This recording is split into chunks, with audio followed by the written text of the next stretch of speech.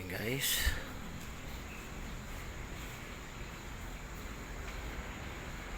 Hanggang ngayon hindi pa rin nakakasakay yung ibang kababayan natin na mga pauwi na sa Samar.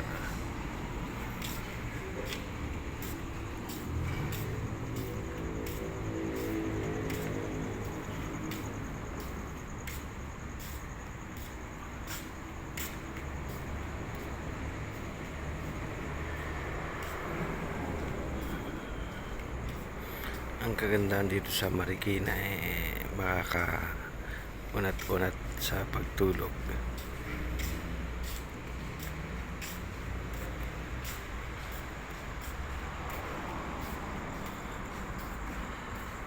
Ay,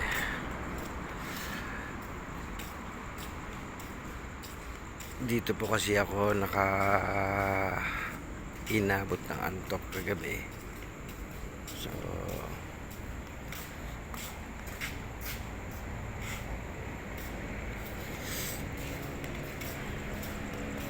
nakita ko ulit itong mga kababayan natin na ang mga nagsipagpagin sa kalsat ng mga probinsya. Ang problema, kung dumating man yung bus na inaantay nila, wala. Yun yung sinasabi ko, sa kalsada na sila magpapasko. Hirap ng ganito, no? Uuwi ka na nga lang sa pamilya mo, bitin pa, hindi mo pa inabot yung Pasko. Grabe, sa kalsada na lang. Hindi bali, basta ang importante makauwi at safe sila. Kaya sana naman dumating na yung bus nila mamaya. Kape-kape tayo guys. Good morning po.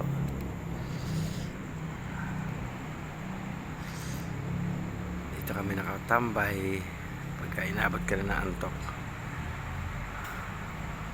Good morning guys. Good morning po. Thank you for watching po.